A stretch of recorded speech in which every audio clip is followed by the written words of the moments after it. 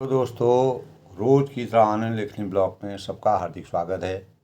सबके मंगल भविष्य की कामना के साथ बड़ों को मेरा नमस्कार, छोटों को मेरा आशीर्वाद।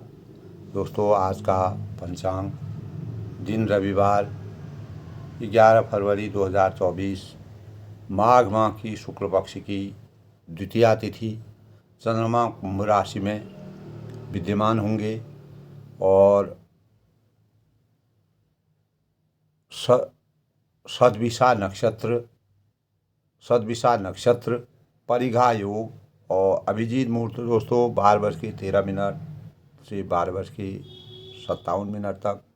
राहु काल 11:41 से शाम 6:03 तक और सूर्योदय 6:46 और सूर्यास्त 5:55। दोस्तों, आज परिघा योग का संयोग बन रहा है। परिघा योग के बारे में मैं छोटी सी बात बता दूं दोस्तों।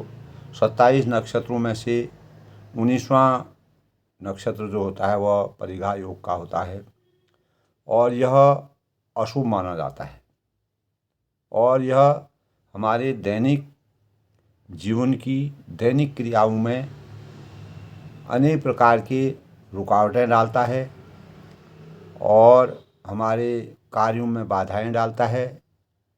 जब चंद्रमा व सूर्य के दोनों ओर दो या दो से अधिक अशुभ ग्रह स्थित होते हैं तो उस स्थिति में परिघा योग का संयोग होता है दोस्तों। इसलिए परिघा योग के अंतर्गत किसी प्रकार के नवीन कार्य और शुभ कार्यों से बचना चाहिए। आज दोस्तों रविवार का दिन है।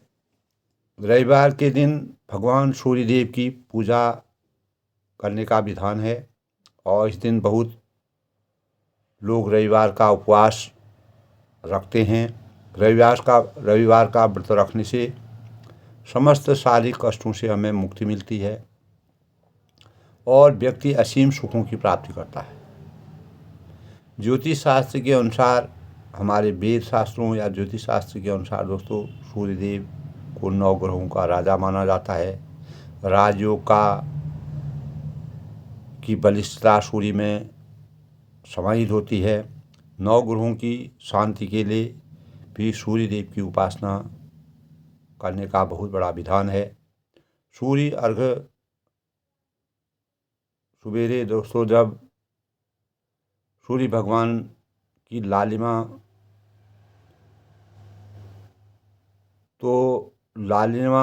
छाई रहती है, उस समय सूर्य को अर्घ्य देने से वैज्ञानिक दृष्टि से भी दोस्तों उनसे सूर्य से जो जीवनदायिनी किरणें निकलती हैं, वही जीवनदायिनी किरणें हमारे शरीर के अंगों को बहुत ही शुभकारी होती है, सकारात्मक ऊर्जा मिलती है, अनेक प्रकार के शारीरिक रोगों से हमें मुक्ति मिलती है। इसीलिए लालिमा वाला सूर्य, जब सूर्य देव को अर्घ्य से जल चढ़ाया जाता है तो वही जीवनदायिनी किरणें जो होती हैं वो हमारे जीवन में बहुत ही लाभदायक होती हैं। और दोस्तों, तांबा सूर्यदेव की उपासना, तांबे के बर्तन से सूर्यदेव की उपासना करना शुभ माना जाता है और तांबे के बर्तनों को दोस्तों उस दिन कभी भी बेचना नहीं चाहिए और नमक का सेवन उपवास के दौरान नहीं करना चाहिए, वर्जित है। लाल वस्त्र और लाल पुष्पों को सूर्यदेव को अर्पण करने चाहिए और सूर्यदेव की पूजा में दोस्तों उपासना और पूजा विधान के साथ पूजा अर्चना करने से असाध्य जो बीमारियां होती हैं वो भी ठीक हो जाती हैं और हमारी जो सेहत होती है वह हमेशा अच्छी रहती है, निर्मल रहती है। यश है, कीर्ति है, राजयोग है, संपन्नता के प्रतीक सूर्यदेव माने जाते हैं। और हमेशा सूर्य सूर्य यानी रविवार के दिन दोस्तों दर्पण में अपना चेहरा देख करके कहीं भी जाना चाहिए। इस प्रकार का हमारे जो शास्त्रों में इस प्रकार की बातें बताई गई हैं और जो सफलता का मानक माना गया है।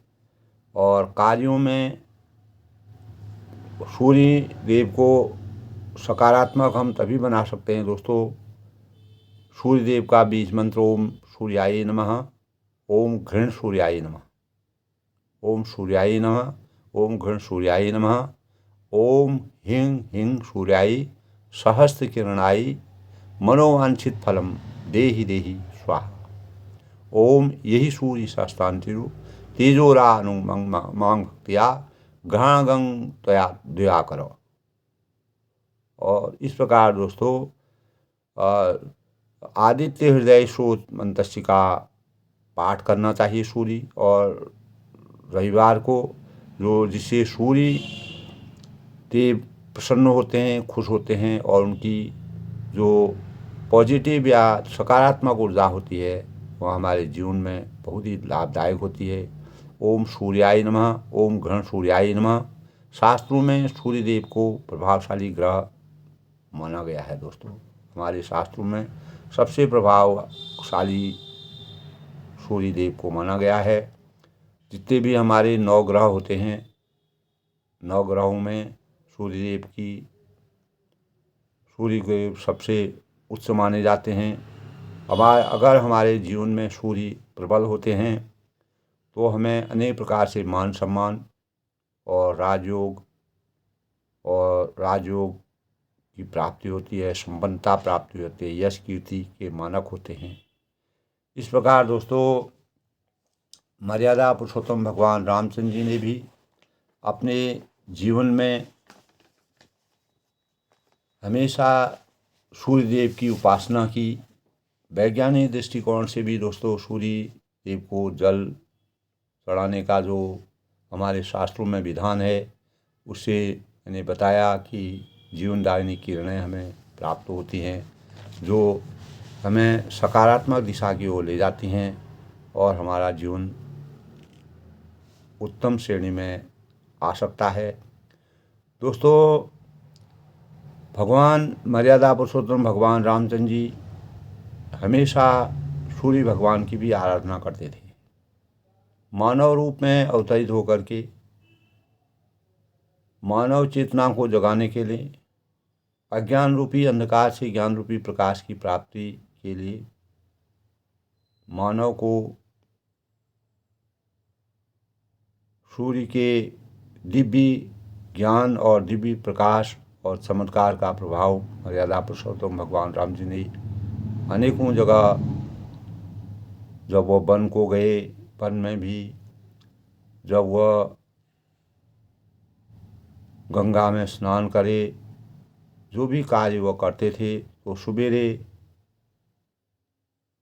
स्नान करने के बाद भगवान सूर्य की आराधना किया करते थे। इस प्रकार दोस्तों हमारे शास्त्रों के विधानों के अनुसार मर्यादा पुरुषोत्तम भगवान रामचंद्र जी ने जब मानव रूप में अवतरित होकर के अनेक प्रकार की दिव्य रचनाएं की, दिव्य कलाएं की, दिव्य भावों को इस सृष्टि में प्रवाहित किया और अनेक प्रकार के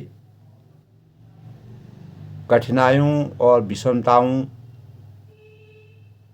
और समता और सुख और दुख, समता और विषमता में समान भावों को चरितार्थ करने का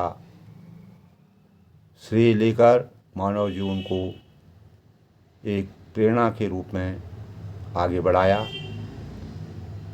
दोस्तों मर्यादा पुरुषोत्तम भगवान रामचंद्र जी मानवीय संस्कृति के विकास में जिस प्रकार वेद का ज्ञान और विज्ञान के क्षेत्र में हिमालय की भांति गगनचुंबी और जनजन की प्रेरणा के स्रोत रहे हैं।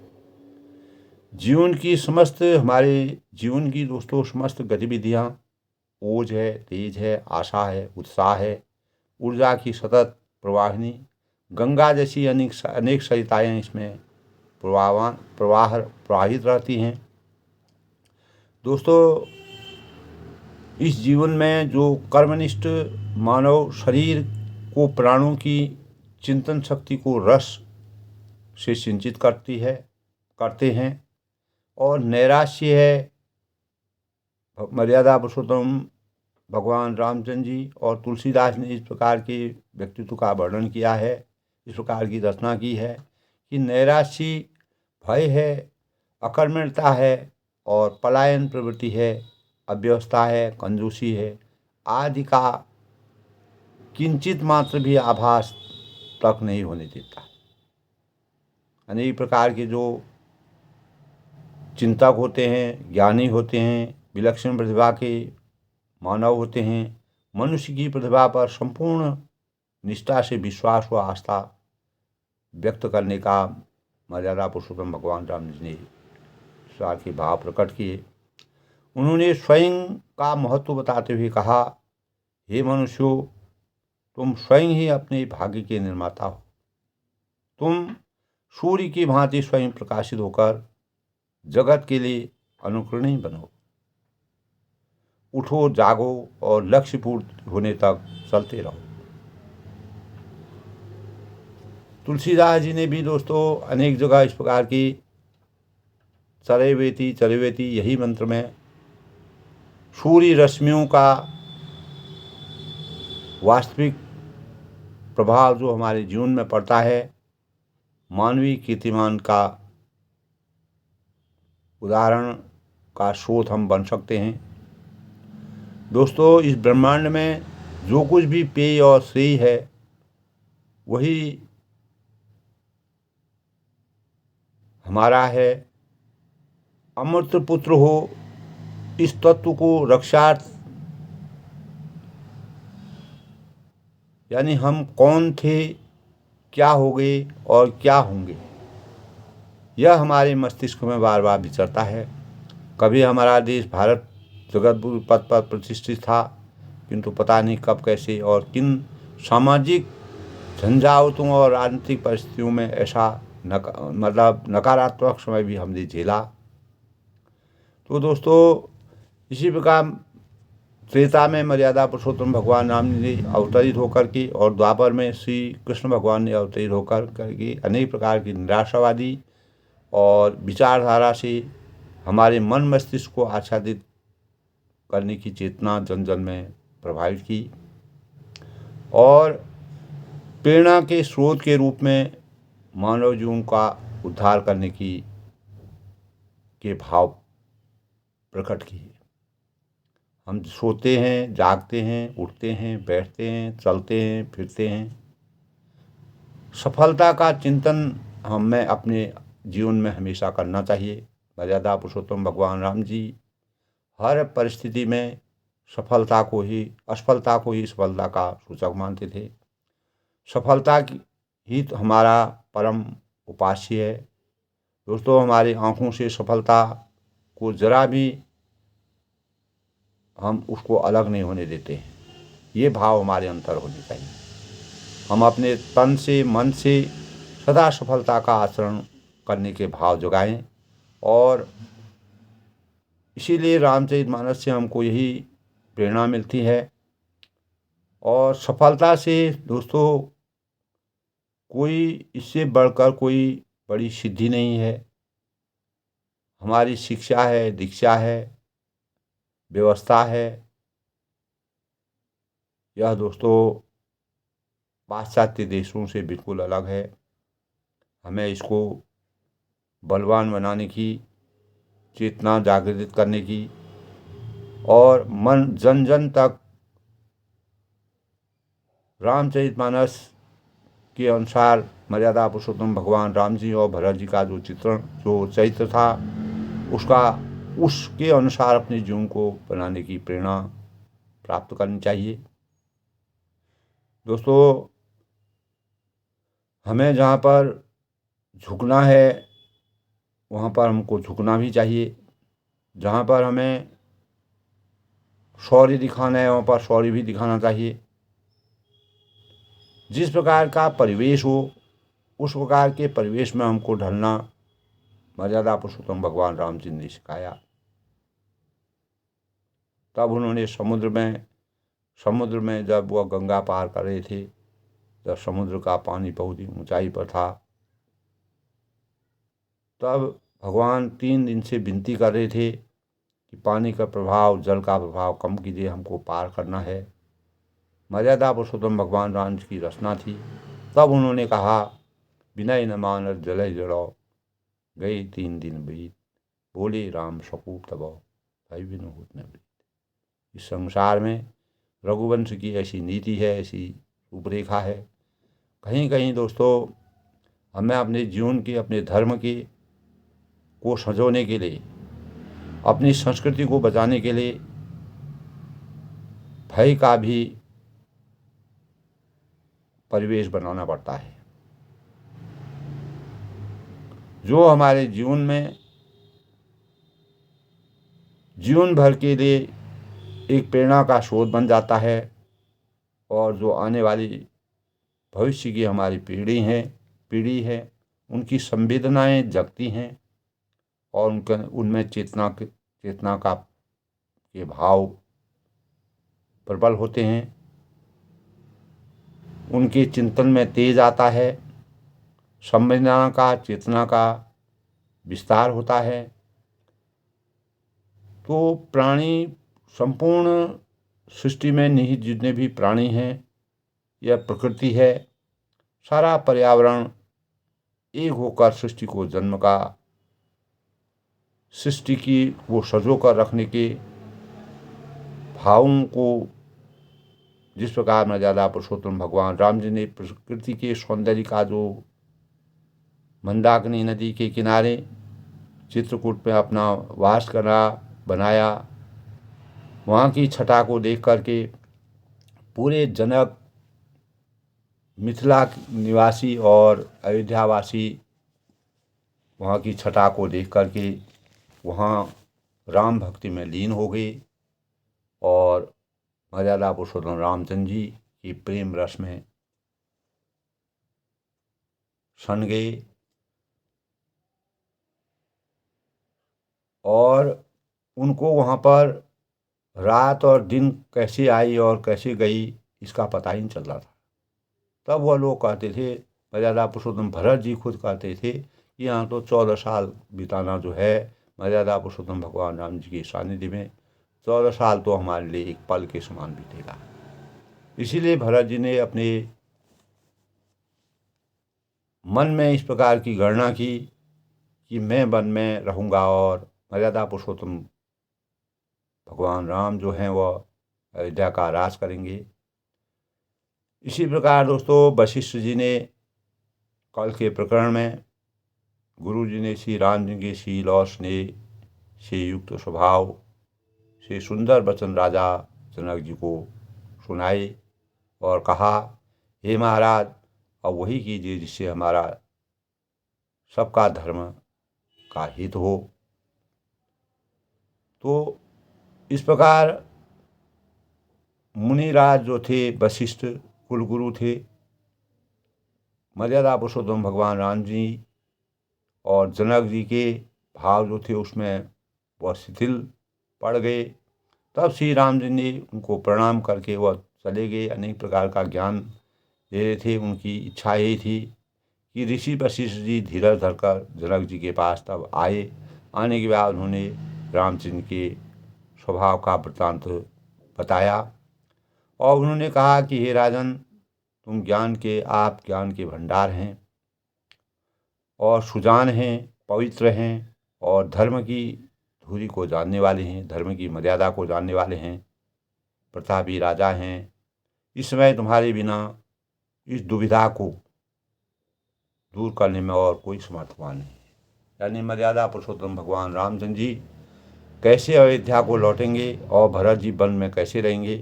भरत जी का जो संकोच है, जो उनके अंतःकरण में जो मर्यादा पुरुषोत्तम भगवान रामचंद्र जी के प्रति अथाह स्नेह है, वह उनको अयोध्या को लौटाना चाहते हैं। तो इस कार्य को जो है कुल गुरु वशिष्ठ जी ने भी जनक जी को अपने भावों से व्यक्त कराया।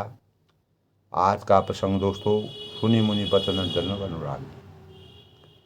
मुनि के इस प्रकार के वचन को सुनकर के, वशिष्ठ जी के वचन को सुनकर जनक जी प्रेम में मग्न हो और उनकी दशा देखकर लखी गति ज्ञान विराग विराग, उनकी दशा को देख करके क्या हुआ दोस्तों कि ज्ञान और बैरागी भी बैरागी हो गया। यानी जो बैरागी था वो भी बैरागी में परिवर्तित हो गया, अर्थात उनके ज्ञान और बैरागी पूर्ण रूप से छूट गई, समाप्त हो गई। और शिथिल सनी गुणत मन माही आए यहाँ कीन भल नाई, वे प्रेम से स्थिर हो गए और मन में विचार करने लगे कि हम यहाँ आए यह अच्छा नहीं किया, जो हम यहाँ पर आए और ये हमने अच्छा नहीं किया। इस प्रकार के मुनि वशिष्ठ ने वचन सुनकर जनक जी प्रेम में मग्न हो गए और उन्होंने उनकी जो वशिष्ठ जी की दशा को देखकर ज्ञान और बैरागी के जो वास्तविक ज्ञान उनका अंतःकरण में था वो जागा और ज्ञान बैरागी उनके पूर्ण रूप से छूट गए और प्रेम से वह प्रेम के भाव में मर्यादा पुरुषोत्तम भगवान राम जी की प्रेम रस में फली मिल गए, प्रेम रस में भावुक हो गए और मन में विचार करने लगे कि हम यहाँ आए यह हमने अच्छा नहीं किया, कोई फायदा हमको नहीं। राम ही राय कहु बन जाना कीन आप प्रेम प्रवाना, हम अब वन में बनते बन ही पठाई, प्रमोदित फिर अब विवेक बढ़ा। इस प्रकार वो कहते हैं कि दोस्तों कि राजा दशरथ ने श्री रामचंद्र जी के बन जाने के लिए कहा और स्वयं अपने प्रिय के प्रेम को प्रमाणित सच्चा कर दिया। प्रिय के वियोग में प्राण त्याग दिए, परंतु हम अब इन्हें वन से और गहन वन में भेजकर अपने विवेक की बड़ाई में आनंदित होते हुए लौटेंगे। हमें जरा भी मोह नहीं, हम श्री राम जी को वन में छोड़कर चले आए, दशरथ जी की तरह मरे नहीं। यानी मर्यादा पुरुषोत्तम भगवान राम जी को हम वन में छोड़ के आए और हम जो है दशरथ जी की तरह मरे नहीं। दशरथ जी ने मर्यादा पुरुषोत्तम भगवान राम जी के स्नेह में अपने प्राणों की आहुति दे दी थी, स्नेह में निमग्न हो गए। रघुकुल रीत सदा चले आई, प्राण जाए पर वचन जाए। उन्होंने कहा वचनों को मैं सत्य करूँगा चाहे मेरे प्राण निकल जाए। तापस मुनि महिषुर सुन देखी, तपस्वी हैं, मुनि हैं और ब्रह्मांड महिषुर सुन देखी, ब्रह्मांड यह सब सुन और देखकर भय प्रेम बस विकल विशेष, देखकर प्रेम बहुत ही व्याकुल हो गए, प्रेम बस में बहुत ही व्याकुल हो गए, व्यथित हो गए। और समय समुझी धरि धीरज राजा, समय का विचार करके राजा जनक जी धीरज धरकर चले भरत कहीं सहित समाजा, धीरज धरकर समाज सहित भरत जी के पास चले। अब वह भरत जी के पास गए और भरत जी के पास जाकर के क्या हुआ, भरत आए आगे भई लीने, भरत जी आकर उन्हें आगे होकर उनको उन्होंने लिया, सामने आकर उनका स्वागत किया, अवसर सरी सुआसन देने, उनको समयानुसार अच्छा आसन दिया। तात भरत कहूँ तिरहुति राऊ, यानी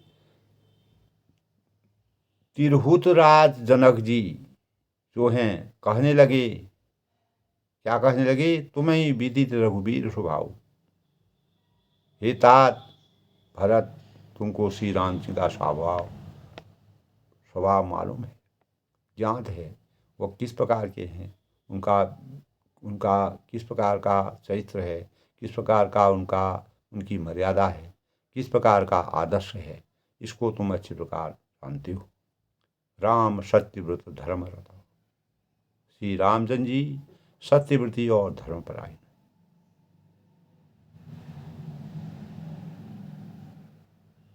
राजा ने जब भरत जी से कहा कि राम सत्यव्रत धर्मरत, श्री राम जी सत्यव्रती और धर्मपरायण है, धर्म के धुरंधर हैं, धर्म की मर्यादा के अनुसार चलने वाले हैं, धर्म की रीति को कभी उसका हनन नहीं कर सकते हैं, रघुवंश की रीति का कभी भी उल्लंघन नहीं कर सकते हैं।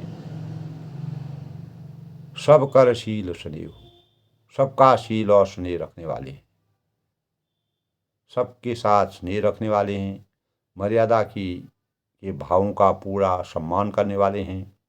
संकट सहज संकोच बस, इसीलिए वे संकोच व संकट सह रहे हैं। जिस प्रकार के भी उनको वन में जिस प्रकार की उनको परेशानी हो रही हैं, जिस प्रकार की मुसीबतें हो रही हैं, जिस प्रकार वह उसको भी आनंद के अनुसार को व्यतीत कर रहे हैं, सब कुछ सहन कर रहे हैं, करने की शक्ति उनको है। संकट सहज सकोच बसो, करिए सो आय सुधे। और अब तुम जो आज्ञा दो वह उनसे कही जाए। जो उनके यानी राम सत्य के अनुयायी हैं, तभी कहते हैं दोस्तों राम नाम सत्य है। राम का नाम सत्य है, उसको कोई मिटा नहीं सकता है। धर्मरत है, धर्म की मर्यादा के अनुसार है, सब कर शील सुनियो, सबके साथ प्रेम करते हैं और जो आज्ञा देते हैं वही आज्ञा का वह पालन करते हैं। और उनसे हम किस प्रकार से क्या बातें कहें, ये हमसे अच्छी प्रकार आप उनको जानते हैं। सुनी तन पुलक नयन भरी बात। अब क्या होता है दोस्तों, भरत जी ने यह सुनकर पुलकित शरीर, उनका शरीर बहुत ही पुलकित हो गया। जब जनक जी भी उनको आश्वस्त नहीं कर पाए रामचंद्र जी को, और वशिष्ठ जी भी नहीं कर पाए, तब भरत जी के ऊपर उन्होंने बातें डाल दी कि मर्यादा पुरुषोत्तम भगवान राम जी अपने धर्म के सत्यव्रत हैं, धर्म की रीति को जानते हैं, रघुवंश के शिरोमणि हैं, रघुवंश की मर्यादा को आगे बढ़ाने वाले हैं, उसको सजो कर रखने वाले हैं, उस पर किंचित मात्र भी वह समझौता करने वाले नहीं हैं। कहने का तात्पर्य यही है, सुनी तन पुलक नयन भरे बारी। इस प्रकार जब भरत जी ने उनकी बातों को सुना तो उनका शरीर पुलकित हो गया, बहुत ही व्याकुल हो गया, व्यथित हो गया और उनके नेत्रों में जल भर आया और बोले भरत धीर धरे भारी। तब भारी यानी बड़ा भारी धीरज धरकर वो बोले। धैर्य की धूरी भरत जी भी रामचंद्र की के चरित्र से मिलते जुलते थे। एक तरह का स्वभाव था, एक प्रकार की मर्यादा थी। निजी सुख को त्याग कर वह लोक कल्याण और एक दूसरे के प्रति इस प्रकार का स्नेह उनका था। तो प्रभु प्रिय पूज्य पिता सम आपू, यानी हे प्रभु आप हमारे पिता के समान प्रिय और पूज्य हैं। कुल गुरु समहित माय न बापू, और कुलगुरु श्री वशिष्ठ जी के समान हितैषी तो माता पिता भी नहीं होते हैं। तो भरत जी कहते हैं कि आप जो है माता पिता के समान प्रिय और पूज्य हैं, और कुलगुरु जो होते हैं वशिष्ठ जी जो हैं वो हमारे इतने बड़े हितैषी हैं। हमको जो राय देते हैं, जो मार्ग हमको दिखाते हैं, उनके सानिध्य में हमें जो अपार ज्ञान मिला और हमें मानवीयता प्राप्त हुई, वह गुरु जी की कृपा है। कौशिकादि मुनि सचिव समाज, तब विश्वामित्र जी आदि मुनियों और मंत्रियों का समाज है। कौशिकादि मुनि सचिव समाजु, आदि मुनियों और मुनियों हैं और मंत्रियों का समाज है। ज्ञान अम्बु निधि आपने आजू, और आज के दिन ज्ञान के समुद्र आप भी उपस्थित हैं, यहाँ पर विद्यमान हैं। शिष्य सेवक आयुष अनुगामी, हे स्वामी मुझे अपना बच्चा सेवक का आज्ञानुसार चलने वाला समझकर शिक्षा दीजिए। हमें वही शिक्षा दीजिए जो जो मैं कहूँ, क्या मैं कहूँ, किस प्रकार के भाव में व्यक्त करूँ, कैसे मैं आगे बढ़ूँ, कैसे मैं मर्यादा पुरुषोत्तम भगवान राम जी को अयोध्या वापस ले चलूँ। यही समाज थल बूझ हो रावल। इस समाज और पुण्य स्थल में आप जैसे ज्ञानी और पूज्य का पूछना, मौन मलिन में बोलब बाप, यानी इस पर यदि मैं मौन रखता हूँ तो मलिन समझा जाऊंगा। मुझे भी अपनी कुछ न कुछ प्रतिक्रिया देनी पड़ेगी, अन्यथा मैं मलिन समझा जाऊंगा। मेरे ऊपर कोई बुद्धि नहीं है, विवेक नहीं है, मेरे ऊपर कोई सामर्थ्य नहीं है। इस प्रकार के भाव लोगों में जाएंगी। छोटे वतन कहूँ बड़ी बात। और बोलना यानी उस पर यदि मैं मौन रहता हूँ तो मलिन समझा जाऊंगा। और बोलना पागलपन होना। तथापि मैं छोटे मुंह बड़ी बात कहता हूँ कि हे तात क्षमब तात लखिबाम विधाता, हे तात विधाता को प्रतिकूल जानकर क्षमा कीजिएगा। अगर विधाता अनुकूल नहीं है तो ऐसे समय में मैं जो भी कहूँगा उसको आप क्षमा कीजिएगा। आगम निगम प्रसिद्ध पुराण, वेद हैं, शास्त्र हैं और पुराण प्रसिद्ध है। आगम निगम प्रसिद्ध पुराण, से सेवा धर्म कठिन जग जाना। और जगत जानता है कि सेवा धर्म बड़ा कठिन है। स्वामी धर्म स्वार्थ ही विरोध हो। स्वामी का धर्म, स्वामी के प्रति जो कर्तव्य परायणता होती है, और स्वार्थ में विरोध है। दोनों एक साथ नहीं मिल सकते। एक तरफ हम स्वामी के प्रति कर्तव्य का निर्वहन करेंगे, दूसरी तरफ स्वार्थ के का विरोध करेंगे, तो दोनों चीज़ें हमको नहीं प्राप्त होती है। भगवान परम ब्रह्म को भी इस प्रकार का, मर्यादा पुरुषोत्तम भगवान राम जी को भी ये नहीं कहा। और बैर अंधा होता है। स्वामी धर्म स्वार्थ विरोधु, बैर अंध प्रेम न प्रबोधु। बैर अंधा होता है और प्रेम को ज्ञान नहीं रहता है। जब हम किसी प्रेम में निमग्न हो जाते हैं तब हमारा ज्ञान वहाँ पर कार्य नहीं करता है। मैं स्वार्थवश कहूँगा या प्रेमवश, दोनों में ही भूल होने का भय है। जब आदमी किंग कर्तव्य विमूढ़ हालत में होता है, स्थिति में होता है, यानी हमारा मस्तिष्क दुविधा में रहता है, किसी कार्य को करने और न करने में से हमें किस प्रकार का परिणाम मिलेगा, ऐसी स्थिति में हम होते हैं, तो उसको किंग कर्तव्य विमूढ़ अवस्था कहते हैं। कि या मतलब मन में अनेक प्रकार के भाव आते हैं। राखी राम रुख धर्म प्रभु, है तो है मुझे पराधीन जानकर, मुझसे न पूछकर श्री राम जी के रुख व्रत पराधीन मोहि जान। यानी ऐ तो है मुझे पराधीन जानकर, मुझसे न पूछकर श्री राम जी के रुख, यानी रुचि धर्म और सत्य के व्रत को रखते हुए सबके सम्मत सर्वहित करे प्रेम पहचान। जो सबके सम्मत और सबके लिए हितकारी हो, आप सबका प्रेम पहचान कर वही कीजिए। एक दूसरे पर बातें इस प्रकार से आदान प्रदान बातों का हो रहा है। मर्यादा पुरुषोत्तम भगवान रामचंद्र जी के भावों को इस प्रकार से जो है, राखि राम रुख धर्म व्रत पराधीन मोहि जान। ऐ तो है मुझे पराधीन जानकर भरत जी कहते हैं, मुझसे न पूछकर श्री रामचंद्र जी सब रुचि धर्म और सत्य व्रत को रखते हुए, जो सबके सम्मत हो, सबको अच्छा लगे, सबको विधि के अनुसार लगे, मर्यादा के अनुसार लगे, सबके लिए जो परम हितकारी हो, आप सबका प्रेम पहचान कर वही कीजिए। भरत वचन सुन देख स्वभाव हो। भरत जी के वचन सुनकर, उनका स्वभाव देखकर सहित समाज सराहत राव। सारा देखकर सारा समाज, राजा जनक उनकी सराहना करने लगे, प्रशंसा करने लगे। सुगम अगम मृदु मंजू कठोरी। भरत जी के वचन सुगम और अगम, सुंदर कोमल और कठोर है। अर्थ अमित अति आखिर थोड़े, उनमें अक्षर थोड़े हैं परंतु अर्थ अत्यंत अपार भरा हुआ है। यानी यानी कहते हैं दोस्तों,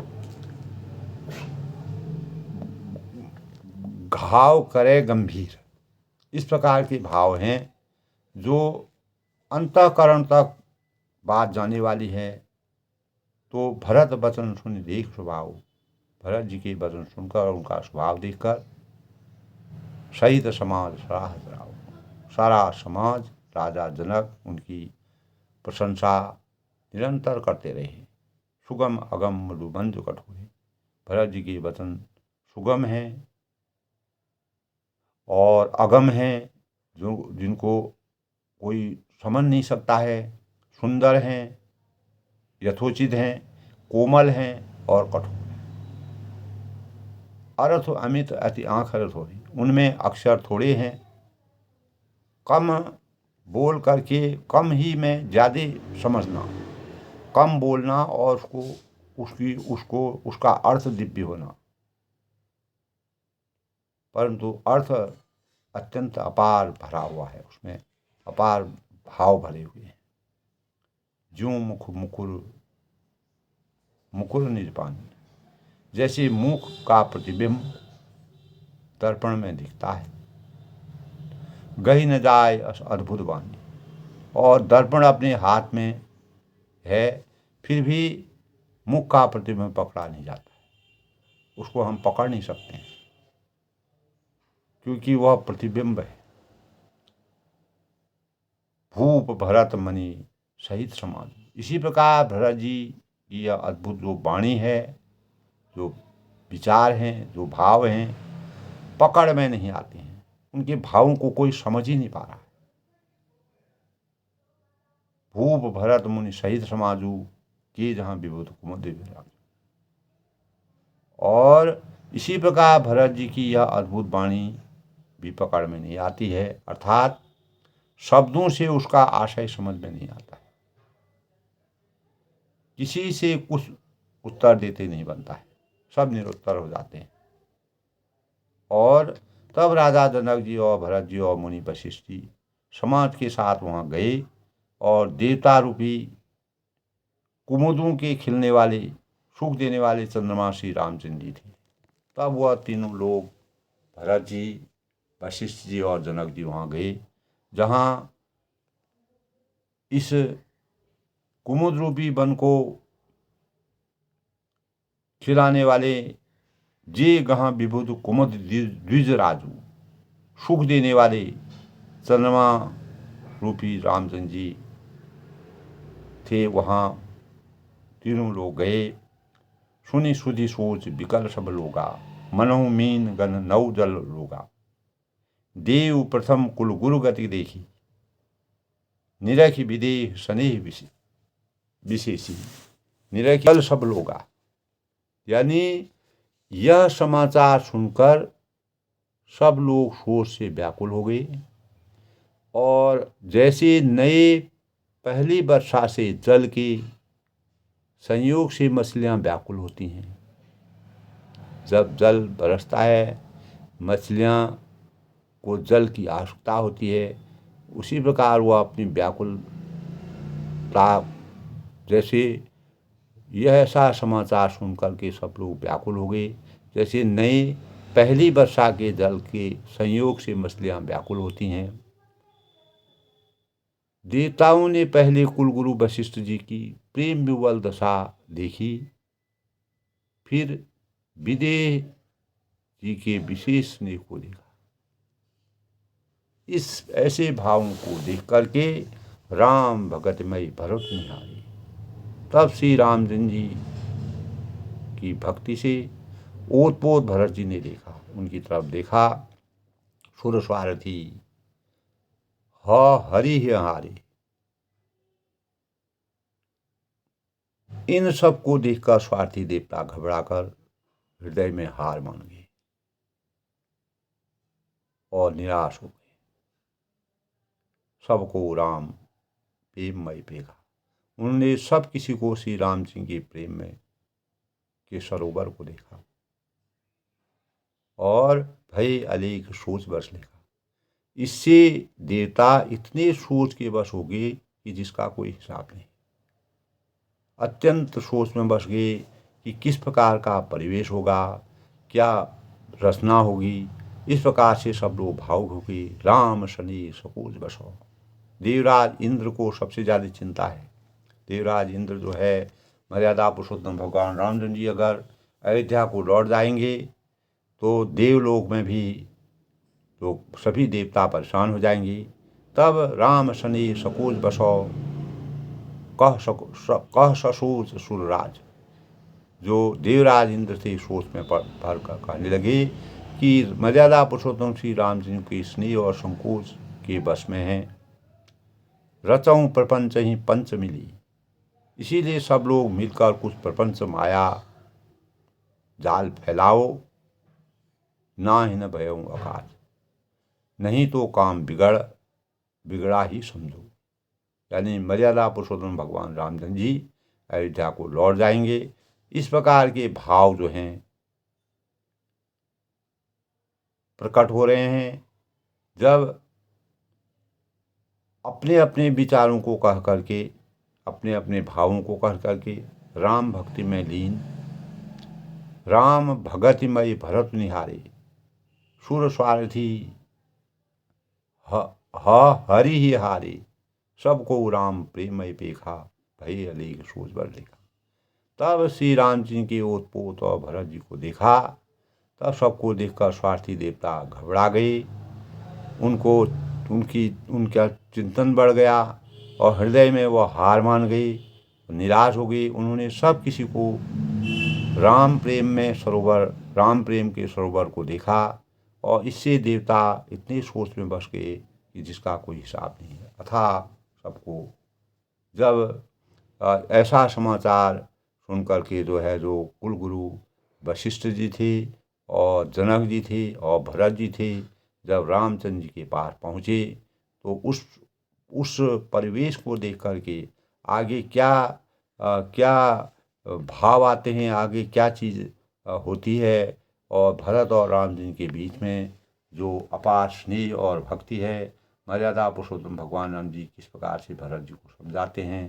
दोस्तों, आज के प्रसंग में हमें यही शिक्षा, यही प्रेरणा मिलती है कि हमें अपने भावों को व्यक्त करने के लिए दुविधा का वातावरण है, परिवेश है। भरत जी संकोच बस अपनी बातों को नहीं कह पा रहे हैं। वशिष्ठ जी मर्यादा पुरुषोत्तम भगवान राम जी की मर्यादा को जानते हैं। जनक जी भरत जी के प्रेम को देख करके बहुत ही आतुर हो गए हैं। तो वह अनेक प्रकार की मनोदशा यहाँ पर आ रही है। किंग कर्तव्य विमूढ़ व्यवस्था है। लेकिन दोस्तों, मर्यादा पुरुषोत्तम भगवान रामचंद्र जी रघुकुल की रीति को, रघुकुल के शिरोमणि हैं और अपने पिता के वचनों का पूर्ण रूप से पालन करेंगे। भरत जी का स्नेह, भक्ति, प्रेम, यश, कीर्ति इस संसार में हमेशा के लिए आच्छादित रहेगी। यही भाव हमको आज के प्रसंग से ज्ञात होती है। सबके मंगल भविष्य की कामना के साथ दोस्तों, प्रत्येक व्यक्ति को किस प्रकार से अपने भावों को ऐसी परिस्थिति में आगे रखना चाहिए, उसका बहुत ही हृदय स्पर्शी वर्णन तुलसीदास जी ने किया है। इसी प्रकार हमें भी अपने चरित्र को प्रबल बनाने के लिए, अपने आदर्शों को की रचना करने के लिए, आदर्शमय जीवन बनाने के लिए, मानवता के भावों का संचार करने के लिए